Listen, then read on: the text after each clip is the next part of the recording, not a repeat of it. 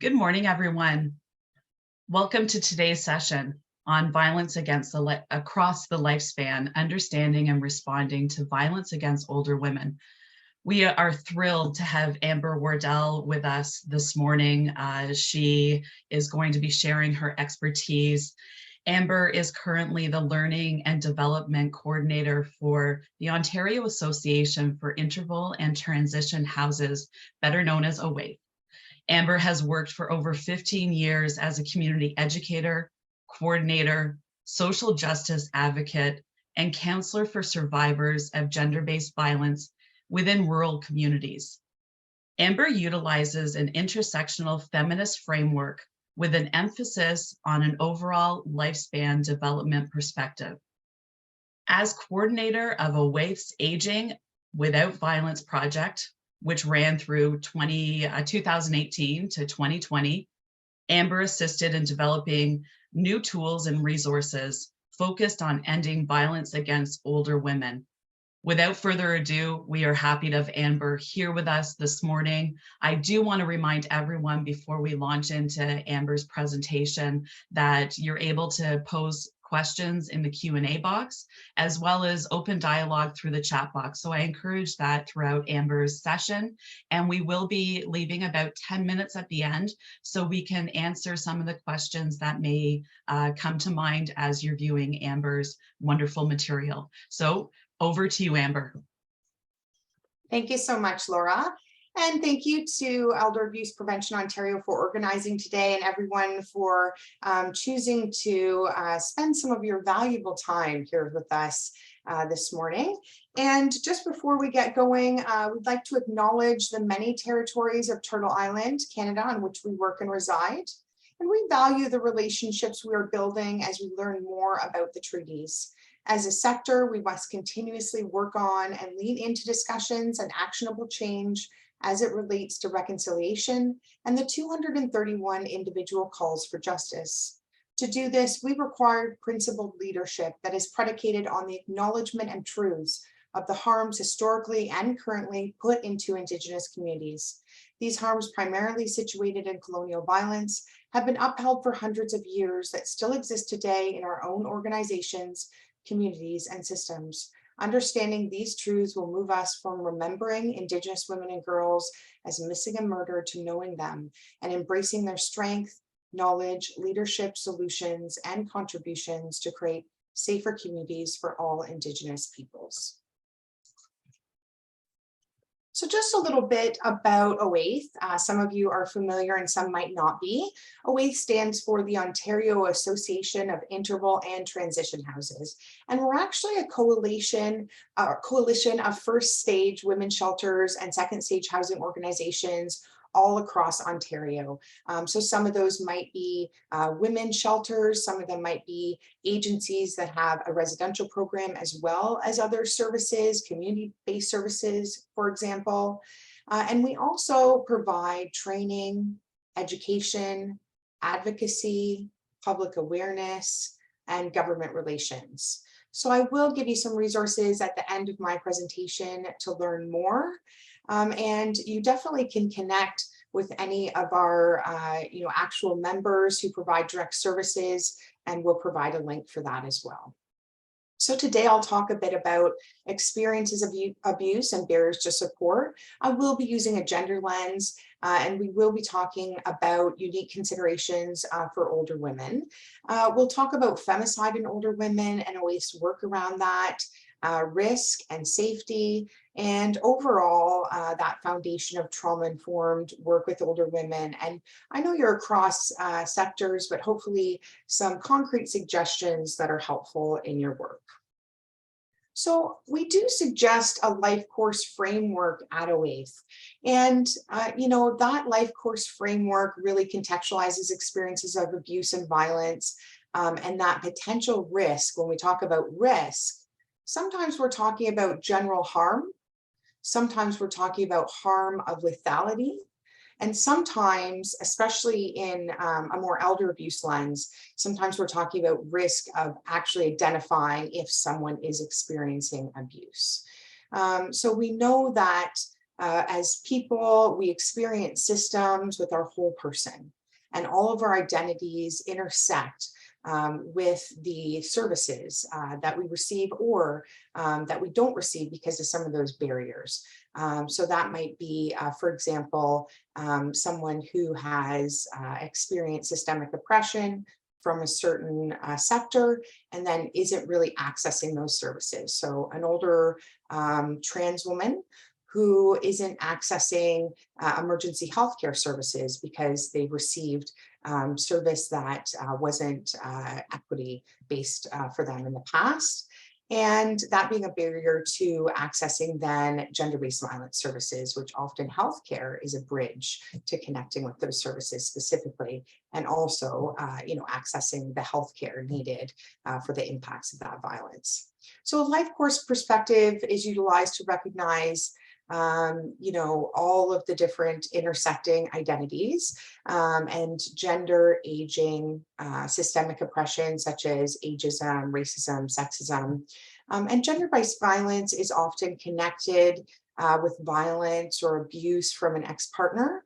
But when we look at a life course perspective, we can see that this might be, a lot of different types of violence from a lot of different types of relationships. And that includes trauma from infancy, childhood, adolescence, adulthood, and older aging. And types of violence experienced might include physical abuse, sexual abuse.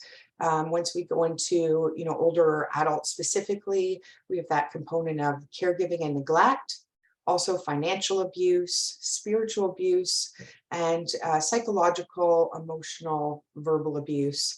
And in other important forms to talk about, especially in relation to risk, are harassment, stalking, and femicide. We will talk more about femicide as well. So we know that, when violence is seen within a life course lens, trauma experiences aren't siloed, but they're seen as puzzle pieces, which are distinct, but they all contribute and build that overall wellness of a survivor. And then when we look at legacies of trauma, understanding an older Indigenous woman that you work with may have been abused in the residential school system, may have been separated from family by child welfare, had her competency as a caregiver, and she might still be in that caregiving role, especially as a grandparent, and might have been and experienced trauma at such a young age that she really doesn't have that language to explain the trauma. So we're not always hearing about these things at an intake level or at that initial connection because that trauma is so deep, there's not perhaps a narrative that goes along with that. And, remembering that the person's entire life, everything they've experienced has led up to this moment of connecting with you. So even though we might be concerned about the risk that's on the surface, there's a lot underneath that really informs not only that risk, but also how we connect with that person, if we're able to really get the information that we need to understand risk and to mitigate that risk. So this is an image on the left that's from one of our Word to the Wise fact sheets. So in my bio, you heard about the Aging Without Violence project. That was something we did specific to older women. And we developed a number of resources that I'll show you today. One of those are Word to the Wise fact sheets, each focused on a different element of violence against older women. And the image on the left is going through some of the types of violence and the impacts of violence throughout the lifespan. And then on the right, we've used an image of a flower to show effects of trauma across the lifespan. So we have those adverse childhood experiences leading to disrupted neurodevelopment, emotional, social, and cognitive changes, high-risk behaviors, physical ability changes, disease, social issues, and ultimately actually affecting the lifespan of those who are experiencing violence. And that image on the right is actually taken from a resource which you can access for free. You can see the link there, herbrainchose.oaith.ca. And that is a resource that provides a foundation to any worker across any sector on trauma-informed response to gender-based violence. It can be accessed as a PDF, And it can also be accessed as an interactive application where someone can help to build their knowledge in a way that is personalized to their learning experience. Some of the important considerations for older women, which really, if we look at the research, it's only recently that we can see that focus of the intersections of violence and aging and sex and gender within the research to really identify some of these. It would be across the board. So all of the different services. So that includes healthcare services, social services, housing services, gender-based violence specific services, senior specific services, criminal justice. So all of those types of services are kind of what we're talking about here in that umbrella. We know that they're more likely to be financially dependent on the person who's harming them than younger women. We know that anyone who is marginalized beyond that ageism, for example, gender diverse, indigenous, immigrant, racialized, differently abled, women are described as often feeling invisible within services and their needs being very invisible. And that includes, abuse specific services. And they're at a higher risk for violence and physical harm and lethality by their abusers than their younger counterparts. We also know that there's very unique impacts, also warning signs, but very unique impacts of complex trauma and sexual violence in later life and across the lifespan. And we know that older women have different attitudes about abusive relationships. So that needs to inform our research, our development of services, our evaluation of services, and the way that we think about including older women within our work. And we also know older women are more likely than younger women when they're experiencing violence to have a distrust of services. And that distrust might be informed by many different interactions over the years with services that they might not have had the best outcomes. And they might not be aware of some of the changes or increases in capacity to the staff in those sectors or the policies or systems. So we know that when someone has increased barriers to accessing services, specifically gender-based violence services that provide immediate safety planning, we know that that's an increased risk. And that risk, again, might be harm, and that also might mean lethality. So this is an image on the right, again, from our Her Brain Chose for Her resource. And it describes the different types of trauma that you might think about someone, who's you're only kind of seeing, violence from a caregiver, for example, but kind of looking at what are all the different pieces of that? What are the different, types of trauma that someone might have experienced throughout their entire life course? And how are those complex cases where someone has experienced different forms of violence, for example, forced migration, at the same time as childhood, physical abuse, at the same time as current sexual abuse? How is that complex case recognized differently? When we look at who has, what cases on their caseload, however you kind of divide that or however you, use that language. So we know that older women will need longer, and complex cases will need longer to actually complete a risk assessment and to actually do something with that risk assessment, which many times, if your focus is survivor services, that's who you're working with, that will be around safety planning. If you work with aggressors, perpetrators, that also might be that risk management piece that includes monitoring and supervision.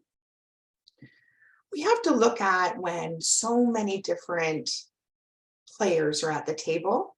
We've got an older adult who has mental health connection, who has physical health services connection, who has connection perhaps at the local, shelter that also provides a lot of different counseling and transitional services.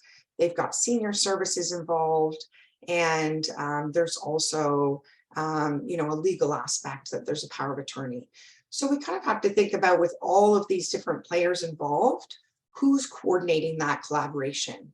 between those different players. So actually identifying that, actually, naming who that lead is, and establishing a plan for that coordination can be very helpful. We also have to look at,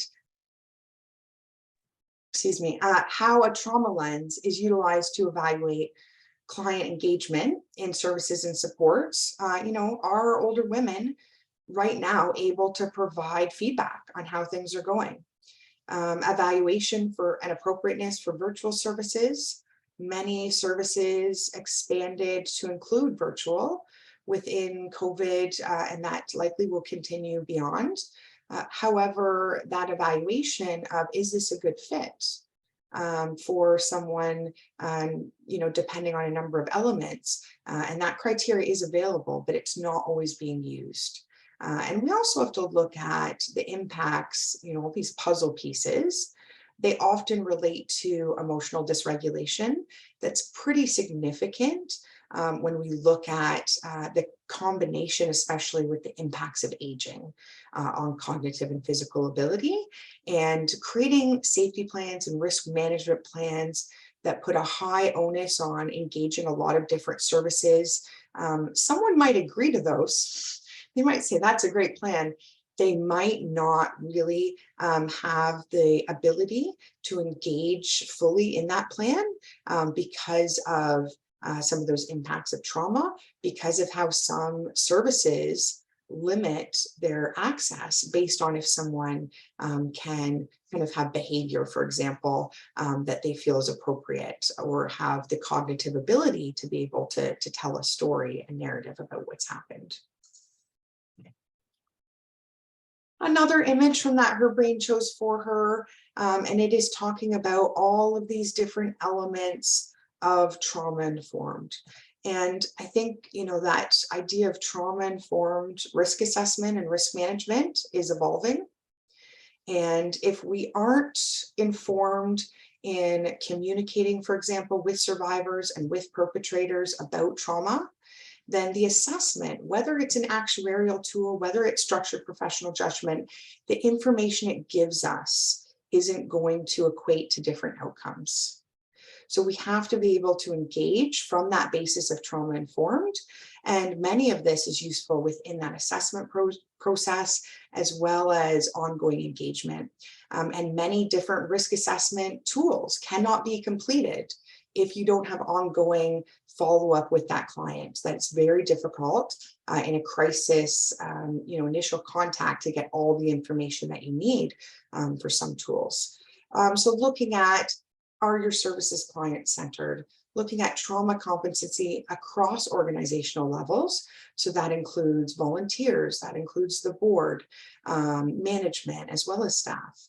The trustworthiness, that fostering trust, has to be done in order to get the information that's needed to assess the risk, and then to engage in the safety planning or the management, whatever is in your kind of sector's wheelhouse.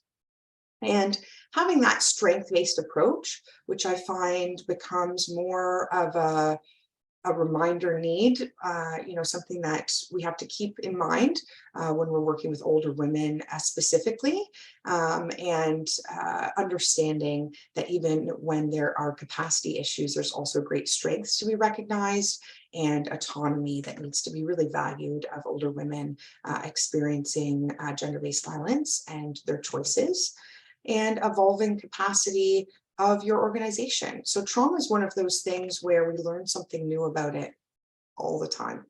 And the information that will be available about trauma-informed service and trauma-informed service for older women will be different based on the science a year from now or 2 years from now.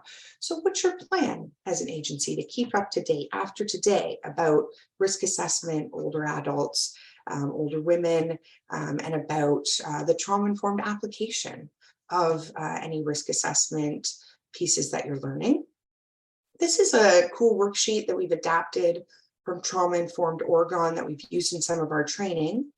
And on one side, you're seeing the challenging behavior that's being presented by the client. For example, not showing up to appointments, arriving late, What's this normally called in your sector? I know for violence against women, historically kind of no-shows, right? Is what we might call that. So even that has a connotation, the way we talk about it. So the potential non-trauma informed response is thinking, okay, this person's not showing up, so there must not be much going on. They don't need the service. Maybe they're not in the right place for service. Maybe they don't care. Maybe they're disrespectful. Maybe they're just not wanting to put the energy in. Maybe they're a misuser or overuser of services. And that kind of equates to wasting time and resources, whether or not that's being said. Those are some of the connotations connected. So the trauma-informed response is saying, you know what? A lot of people who are experiencing trauma, especially if we're talking about an older woman, they have sleep problems. They also have a lot of hyperarousal and emotional regulation problems that come from the impacts of abuse, memory issues, compacted by, the memory changing as you get older and that capacity changing. And they might need help keeping track of appointments.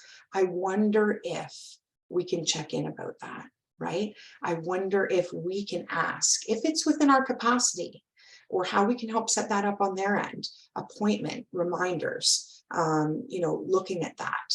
Also thinking about, why aren't they showing up? What is the onus of our service? Some of this, sometimes you access a service where the washroom is very difficult to access from the weight room, and someone has, of course, digestive issues. That's a result of perhaps the impacts of what they've experienced that's brought them there, but also the anxiety of engaging with a new service and that pressure, having to tell your story again and again. Survivors consistently tell us within service and within research that the onus is on them to describe their story, when to many different players within the same agencies often. So when that story spans 5 or 6 decades, that's an important consideration of what keeps them from attending. The re-victimization of services that don't have a high trauma-informed capacity, and also worrying about retribution from a current perpetrator. So that involves some strategizing around how to safely attend the appointment. If that person, for example, their adult child, will absolutely notice that they're not at the house, and that's the person that typically drives them, and maybe some of those pieces that weren't picked up in intake or in that initial referral. So you can check out that resource. We have it available, and Trauma Informed Oregon also has their original resource. And really having a conversation about what some of these impacts look like in terms of your service models can be really helpful. And there's also a prompt there just around disassociation and police interviews. So this is a resource from our, again, Word to the Wise fact sheets on the right-hand side. And that shows a wheel with different intersections of identity, placing older women and also the service provider in both a place of marginality or privilege, and asking them to recognize and have some critical analysis around that and how it impacts, that either experience of service or delivery of service. And looking at some of those barriers that older women, again, often experience in accessing services, is that they're more likely to have different perpetrators. Or multiple perpetrators rather at the same time than their younger counterparts. That's a particular challenge with risk assessment. Risk assessment, many of the tools are specific to the risk that one perpetrator is posing towards one person or the community or the family. So it might have to be a combination or multiple times that tool is completed. Physical signs attributed to aging issues and changes. And that's also often attributed to the age rather than perhaps a physical violence. So an example would be someone saying that they fell However, that actually being part of a an assault by a partner, for example. Fear of loss of autonomy, especially if the person who's harming them is threatening long-term care without their consent, is threatening, something around, legal decisions. And if they have power of attorney, that becomes particularly complicated. Again, that distrust of service. The abuse might have been going on for a long time.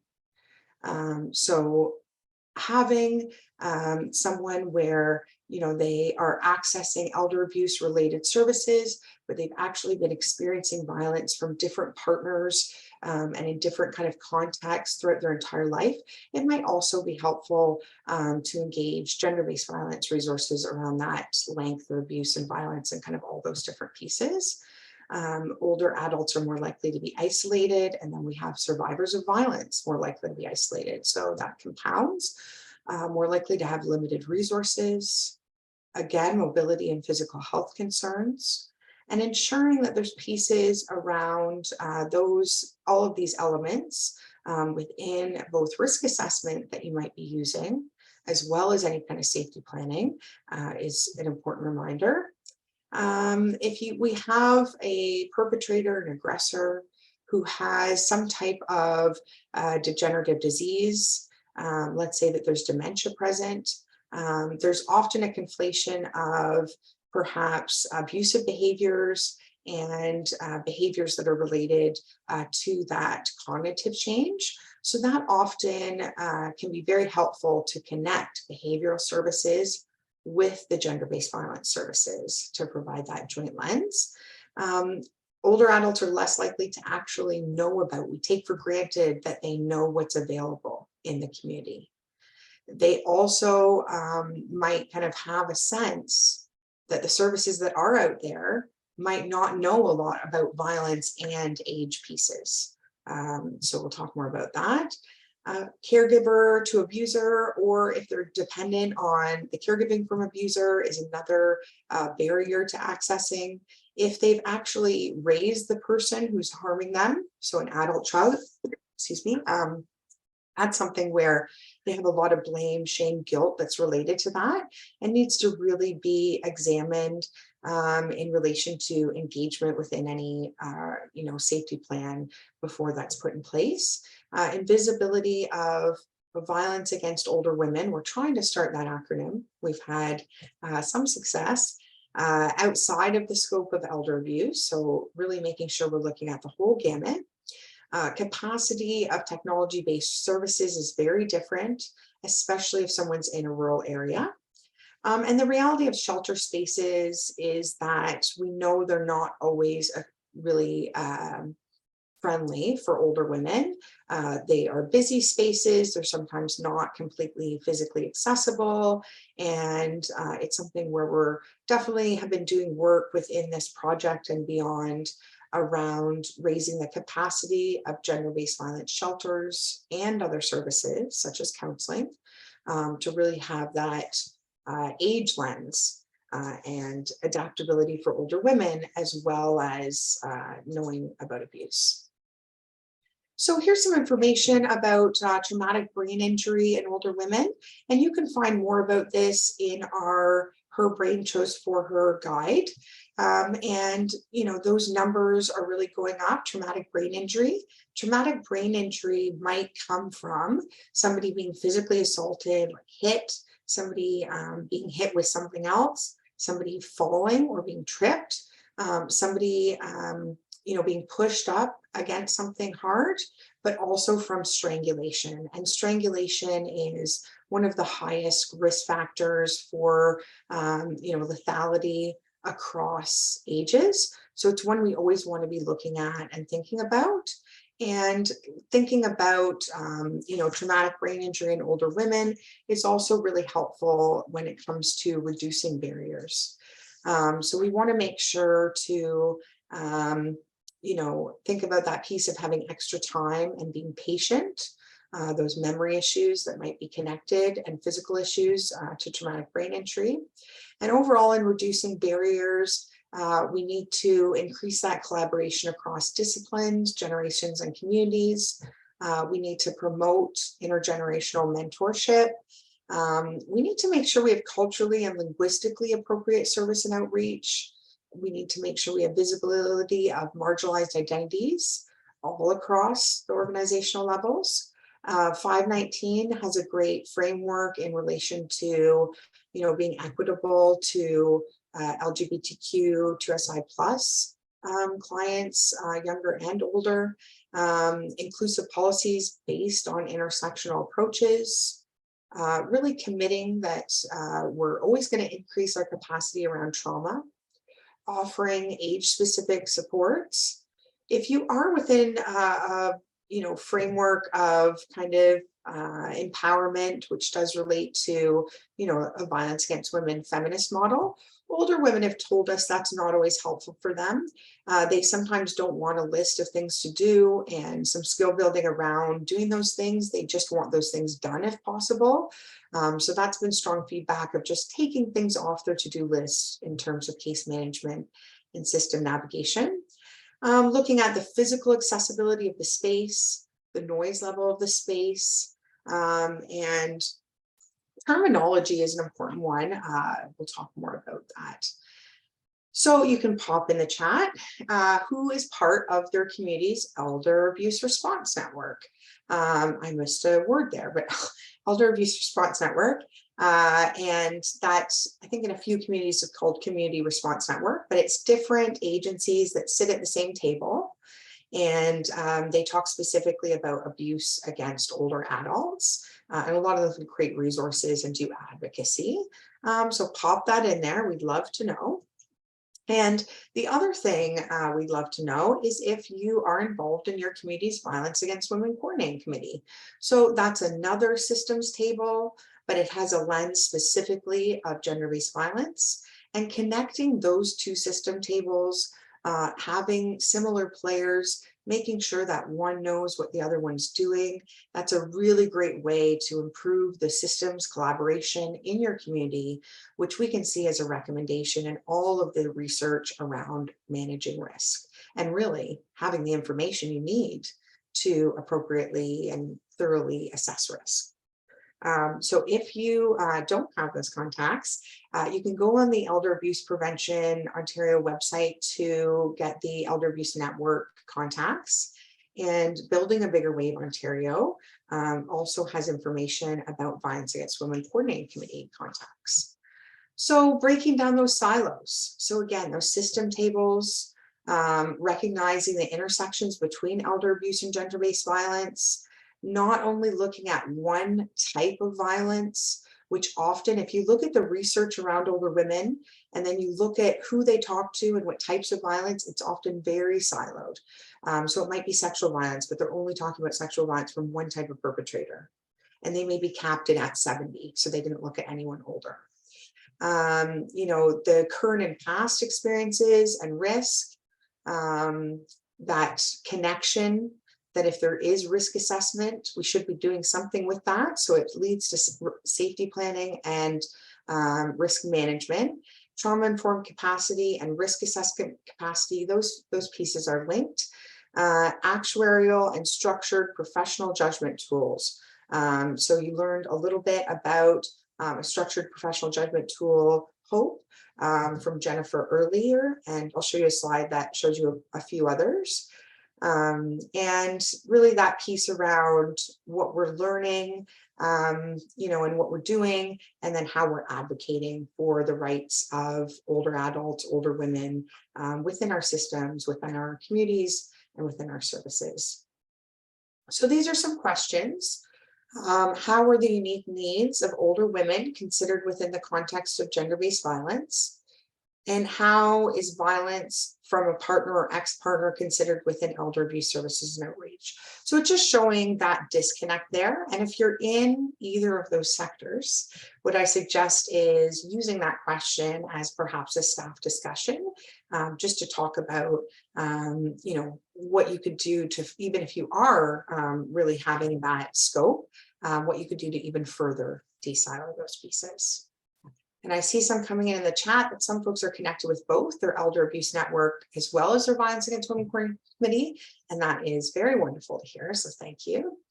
We do work around femicide at OAITH, and we also do work around femicide specifically and older women. This here is a picture of our most recent annual femicide list, which was published in November. It showed 52 names of 52 individuals killed over the past year in Ontario. And femicide, when we're looking at it for us at OAITH, is the gender-based killing of women and girls, and is really the most extreme form of violence towards them. So you can find more information on our website about femicide in older women, as well as femicide and Ontario in general. Approximately every 20 days in Ontario, this is based on last year's list, a woman aged 55 or older was killed by a man, often a man known to her, such as a partner or a family member. When we published that list, we also published a press release, and that press release did highlight specifically some pieces around older women and femicide. The youngest femicide victim on our list was 8 years old. The oldest was 88 years old. Femicide victims over the age of 55 represented 21% of all of the victims on our list. And in recent years, we've had that close to 50%. And that's been a significant increase from the historic numbers. Impacts of all forms of gender-based violence compound as a survivor ages. And we know that also contributes, as we've talked about, to barriers in engaging services. This is one of the first times that we ever raised the alarm about femicide in older women. It was in December 2018, and this is one of our fact sheets, and it's talking about the rates of femicide against older women across a large time span, 1990 to 2018, showing a doubling of those femicide rates, and also the most common perpetrators of femicide against older women. Partners, ex-partners, family members might include son, grandson, son-in-law, neighbor, and also unknown. So our femicide data, you can find different places, mostly through our website. We have the femicide list, but then we also have an analysis that comes out about that list. So we have one in there for previous years, each year, and then we'll be having one come out soon. That's the analysis for this most recent list. And we know that the perpetrators are more likely to be younger than the victims, that trauma was the most common cause of death, that 80% of all family femicides are on the list for older women. That's looking at 2 years ago, and that femicide locations on our list have included retirement homes as well. So this is our report from a previous year that you'll see coming out soon. And then on the right side, those are monthly reports. We come out with those at the beginning of every month. And if you follow on Twitter, We Count Femicide, because you'll be sure to see the most recent femicide reports as they come out. And those are based on mainstream media tracking. So there's some information in the reports as well about the ages of perpetrators, the ages of victims, and the types of relationships. So please do follow our work, and you'll see that full analysis coming out soon that relates to this year's femicide list.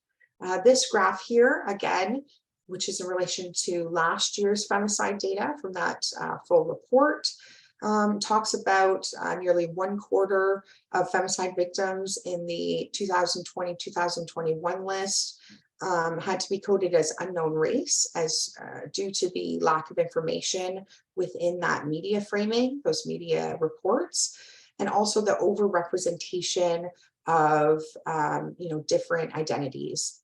So we have South Asian female victims accounting for 12.1%, as well as South Asian victims, Black victims overrepresented, and only 4% of the total population. So it's got that comparison there. Indigenous women and girls overrepresented, within our femicide data, accounting for 6.9% of femicide victims and only 2.8% of the total population in Ontario, and white women being underrepresented. And Jennifer had noted in the chat around culture and femicide, that's where you find some of this information around culture, race, around those specific pieces. It'll be in the report that comes out once a year that connects to our annual femicide list. These are 3 very common risk assessment tools that are used within violence against women services. So often, those risk factors that are shared by the Domestic Violence Death Review Committee of Ontario, those are, really recognized by the services that are working with survivors. There's also the Be Safer and the danger assessment, which is through Jackie Campbell. So the Be Safer is an example of an of a structured professional judgment tool. And the danger assessment is an example of an actuarial tool where it's giving you a number at the end. They're all very helpful tools. They all relate to, I shouldn't say tools, the DVDRC is more so a list of high risk factors. And all of these frameworks and information is helpful in your context of survivors and then older survivors. So many of these will be risk factors, and you could combine with a tool like the HOPE. Substance abuse is one that you see, for example, that would be very common that you would also see on the HOPE tool. So these are key points to explore with managing risk with older women: perception of risk, perception of violence, fear of services, social isolation, health issues that impact safety and that ability to impact a safety plan. And, that piece of really making sure your resources are accessible. So that large print, making sure your assessment forms are in large print so that person can also look at them, and then any related safety planning forms. So scheduling extra time, making sure that you're slowing down, using harm reduction resources. Alcohol would be the most common substance used by older women, but including, of course, different types as well. Collaboration in between those system tables, which it sounds like some of you are doing. That's wonderful. And really looking at going to where the older women are. So is it possible for you to do some outreach in your community that's perhaps, at, kind of where there's a community hub that seniors are, where there's housing, and often not waiting for them to come to you is really helpful in kind of connecting with the folks who aren't currently really aware of services. So some language considerations in engaging older women in risk assessment and safety planning. Unless someone has died as a result, we are using the word survivor. So unless they're a victim of femicide, that would be surviving violence. Elder is an important consideration for Indigenous communities because it often has a different meaning than we might be using it in a term of general elder abuse. So that's important to consider. Aggressor is language that is really, I think, taking hold in a lot of different sectors because it allows for a lens that's not just focused on criminal justice. Unsafe behavior can be really helpful instead of abuse. If someone doesn't recognize that that behavior as abusive. And looking at, if you have a local service, you might be calling it the women's shelter, but it probably does a lot of other things. So looking at what they do after and referring to that as gender-based violence support. When looking at a risk assessment tool, you're looking at the capacity, you're looking at ongoing connection with the client, the method of communication. For example, is it electronic or are you actually having in-person appointments? information that you have about the aggressor and if they have access to that, crisis response and the impacts of trauma, kind of that piece of stabilizing. Very important before we're going into a risk assessment, which is asking a lot of questions typically that have a great impact even in doing the assessment. And having services that are applicable and accessible for different cultures and languages. And really when we're managing risk, collaborating across sectors. So there's a list there, but I think I've mentioned those. And that includes healthy masculinity supports, caring dads, PAR programs. Folks need access to things outside of alternative justice. That includes older women who often might say they don't want that person to get in trouble.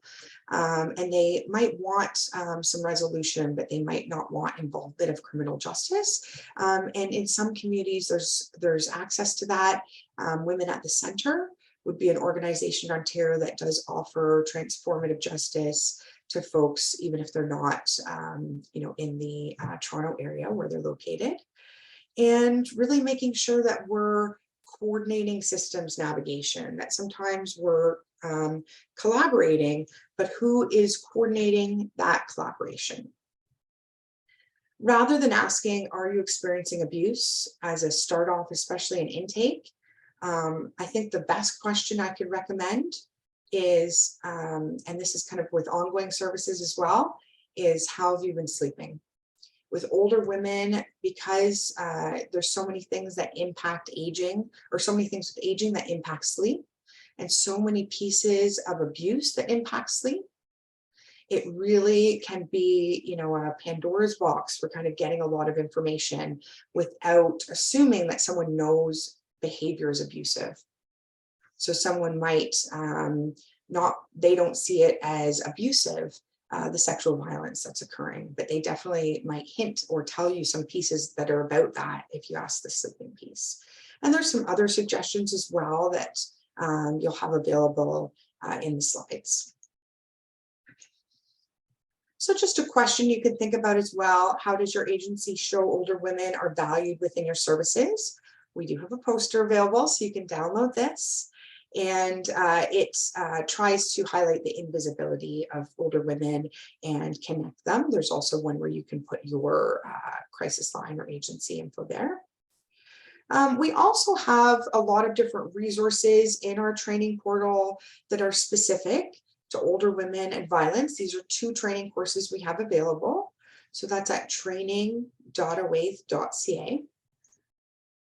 At www.oaith.ca is kind of where you can get to the training hub.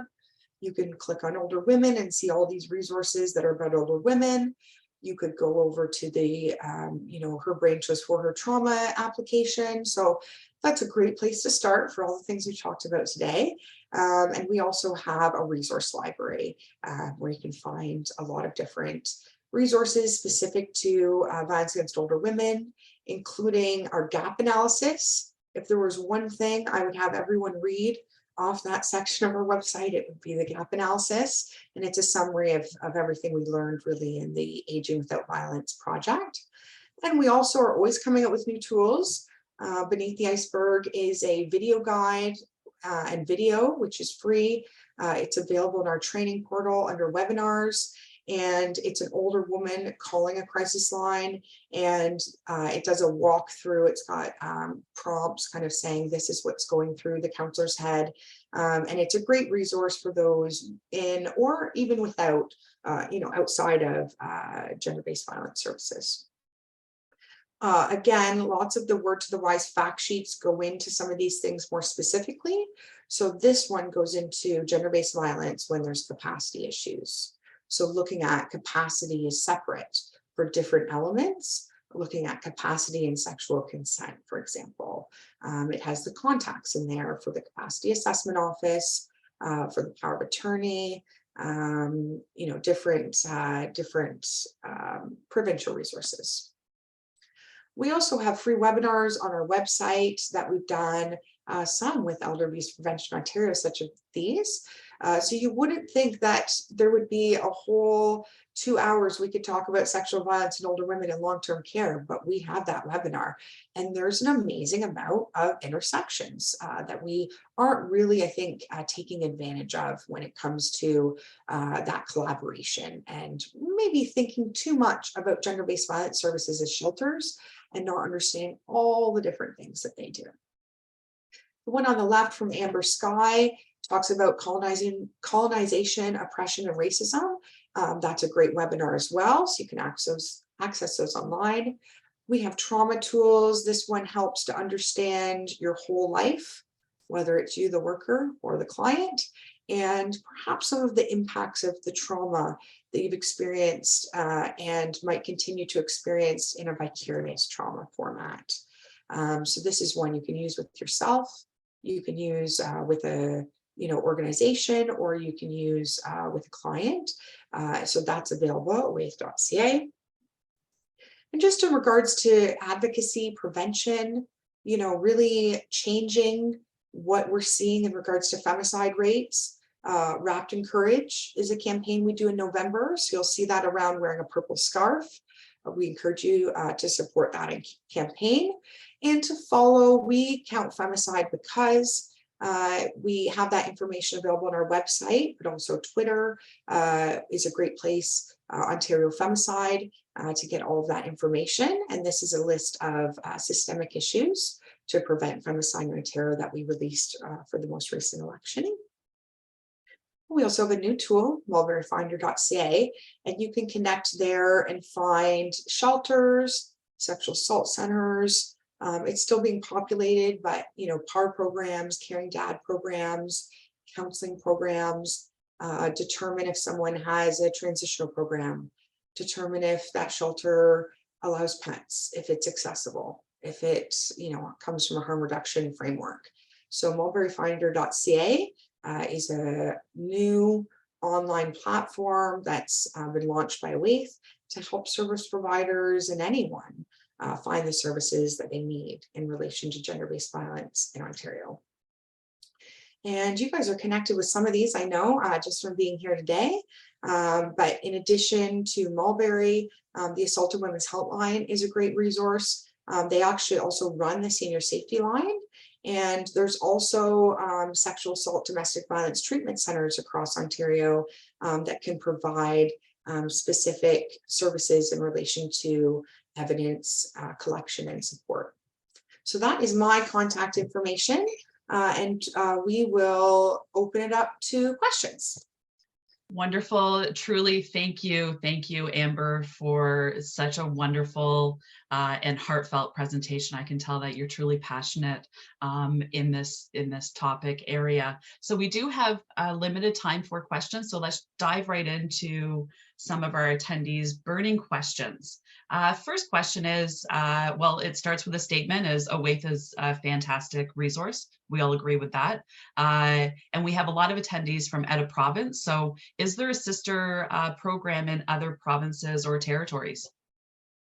Yeah, so the best resource there would be to look at Women's Shelters Canada, nvw.ca, I believe their website is, and you'll be able to see that there's different associations across Canada for the different provinces and territories. And so we're connected with them on provincial advisories, and NVW would probably be your best resource for that.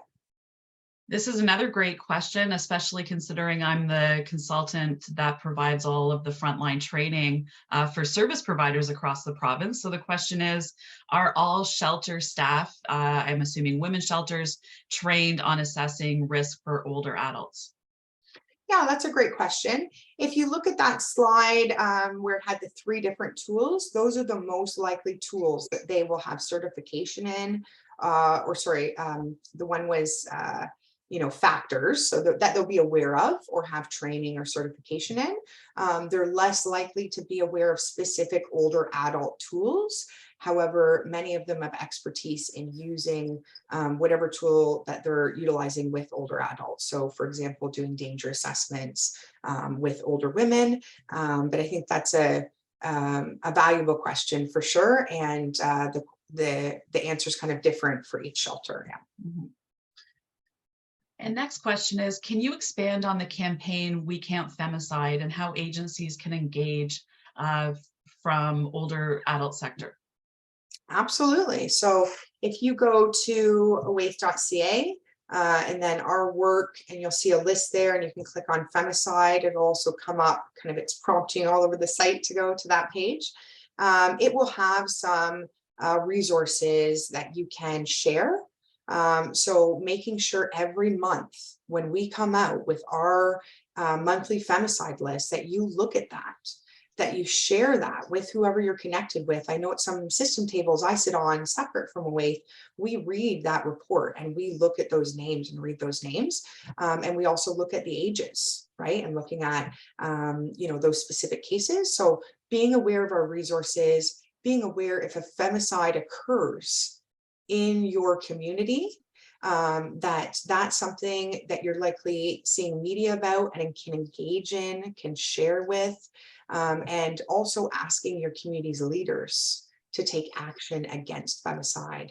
That might mean involving themselves in, some of the conversations that are happening in relation to the Renfrew inquest and those related recommendations. It might mean engaging in the Wrapped in Courage campaign and raising a flag showing ending gender-based violence. It might mean making a proclamation and having training for the municipality.